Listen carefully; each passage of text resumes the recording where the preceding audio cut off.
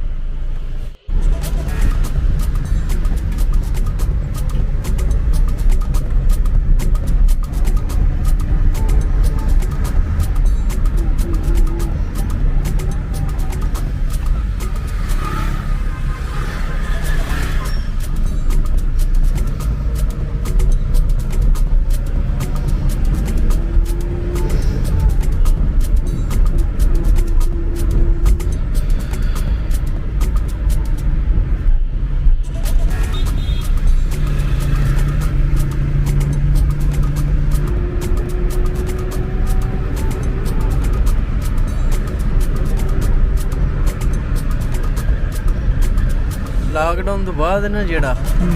ਬਹੁਤ ਸਾਰੀ ਵਾਮ ਉੱਥੇ ਗਈ ਹੈ,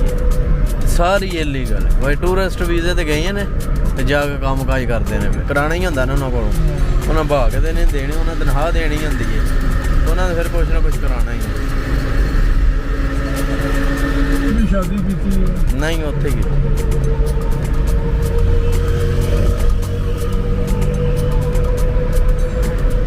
मेरा प्रोग्राम को नहीं आया वापस जान का। अच्छा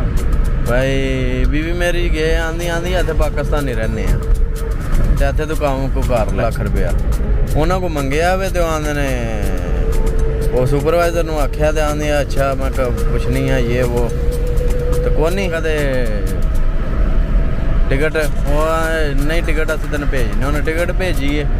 तो उत्थे हूँ मैं उस हिसाब नाल मैं हूँ जेड़ा जो अलग ही जाना, अलग बीवी मेरी आंदी आंदी रहन दे ना जाई, मैं नहीं जी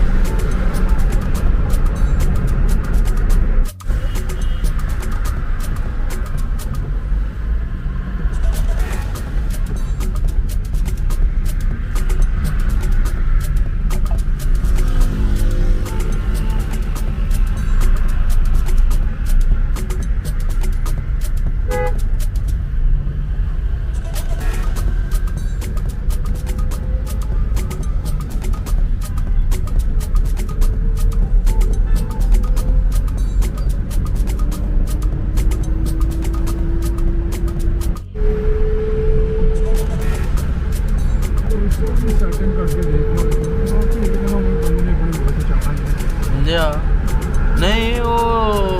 जे हूँ प्रोग्राम होंदा ना पाकिस्तान में प्रोग्राम तो है लेकिन वो बिच हूँ कंपनी ने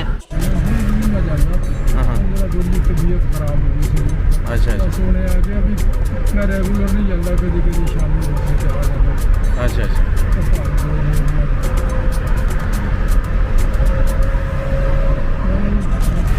मेरी सर्विस की यार